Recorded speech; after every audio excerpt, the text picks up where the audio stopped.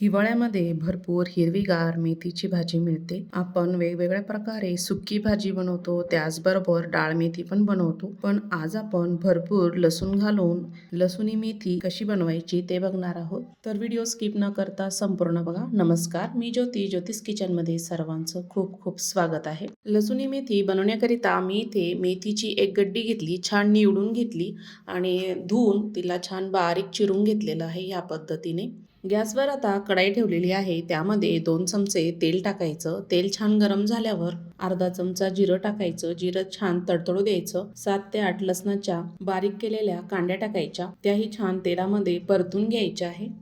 अगदी कमी गॅस ठेवायचा. स्टीलची कढई असल्यामुळे लगेचच करपतो. छान परतलं आहे. त्यामध्ये आपण मेथी टाकून घेणार आहोत. सर्व मेथी ह्यामध्ये मी टाकून घेतली आणि छान तेलामध्ये परतून घ्यायची आहे. आधी मेथी आपल्याला परतून छान शिजून घ्यायची आहे. ही मेथीची भाजी मी छान कवळी घेतलेली आहे. लाल कोराची पानाची बघून घ्यायची, छान चव असते. एक 5 ते 6 मिनिट कमी गॅसवर छान आपल्याला ती परतून घ्यायची. मेथीमधलं संपूर्ण आपल्याला पाणी कोरडं करून घ्यायचं आहे.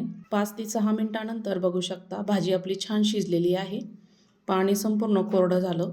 त्याच कढाईमधली मी भाजी काढून घेतली. त्याच कढाईमध्ये आपण तेल टाकूया. मी इथे थोडं जास्तच तेल टाकलेलं आहे. 3 चमचे इतकं तेल टाकलं. लसूण उभ्या चिरलेल्या 9 ते 10 कांड्या त्यामध्ये टाकल्या. सुकी एक लाल मिरची टाकायची, तीही छान परतून घ्यायची आहे. त्यानंतर आपल्याला 2 मध्यम साईजचे बारीक चिरलेले कांदे टाकून घ्यायचे आहे. संपूर्ण मी इथे कांदा टाकून घेतला. छान आपल्याला तो तेलामध्ये परतून घ्यायचा आहे. गुलाबी रंग येईपर्यंत छान आपल्याला कमी गॅसवर हा कांदा शिजून घ्यायचा आहे. कांदा शिजेपर्यंत आपण इथे एक मिक्सरचं भांडं घेतलं. 2 चमचे इतके भाजलेले शेंगदाणे, अर्धा चमचा खसखस, 2 चमचे बेसन पीठ ह्यामध्ये मी टाकून घेतलं. एक लाल मिरची, तुमच्याकडे जर तीळ असेल तर तीळही टाकली तरी चालते. झाकण लावून थोडंसं पाणी टाकून मी इथे वाटून घेतलं. कांदा चेक करूया. कांदाही आपला बऱ्यापैकी छान मऊ झालेला आहे. गुलाबी कलर आलेला आहे, बघू शकता. 2 मध्यम साईजचे मी इथे टमॅटो छान चिरून घेतले बारीक असे, तेही त्यामध्ये टाकून घ्यायचे आहे. थोडंसं मीठ टाकायचं म्हणजे कांदा आणि टमॅटो छान मऊ होईल आणि छान असा त्याची ग्रेव्ही तयार होते. छान मिक्स करून घ्यायचं आहे.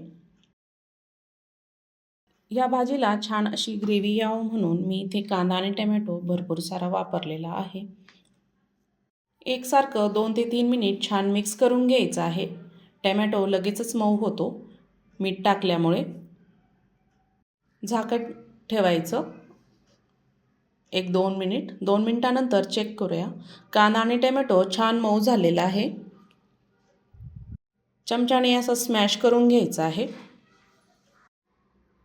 आपण जे शेंगदाणे आणि बेसन पिठाचं वाटण केलेलं आहे तेही यामध्ये टाकून घ्यायचं आहे संपूर्ण आणि छान मिक्स करून घ्यायचं आहे. आपल्याला हा संपूर्ण मसाला छान परतून घ्यायचा आहे तेल सुटेपर्यंत.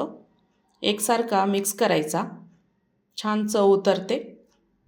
अशा पद्धतीने खूप छान ही भाजी तयार होते. त्यामध्ये आपण काही मसाले घालूया.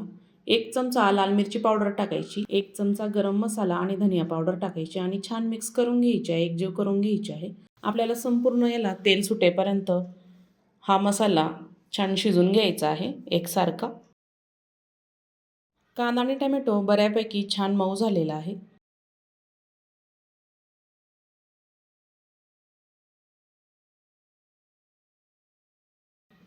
थोडंसं पाणी टाकून घ्यायचं आहे आणि मसाला छान शिजून घ्यायचा आहे.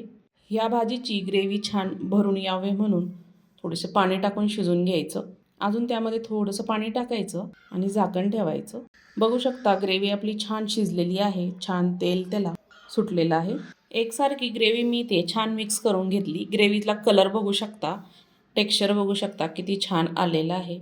शिजवलेली आपण ह्यामध्ये मेथी टाकून घेऊया आणि थोडं चवीपुरतं मीठ टाकायचं. अंदाजाने मीठ टाकायचं आहे. आपण ह्याआधीही मीठ टाकलेलं होतं आणि मेथी छान ग्रेव्हीमध्ये मिक्स करून घ्यायची आहे. अशा पद्धतीने खूप छान होते. नक्की तयार करून बघा. गावाकडं तर ही मेथीची भाजी खूप खाल्ल्या जाते. शेतामध्ये बारेच्या बारे अशी लावलेली असते. खुडून आणतो आणि छान अशी भाजी तयार करतो.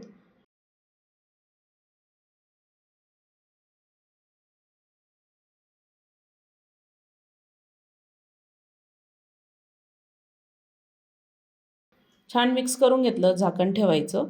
2 ते 3 मिनिटांनी चेक करूया. बघू शकता भाजी आपली छान शिजलेली आहे.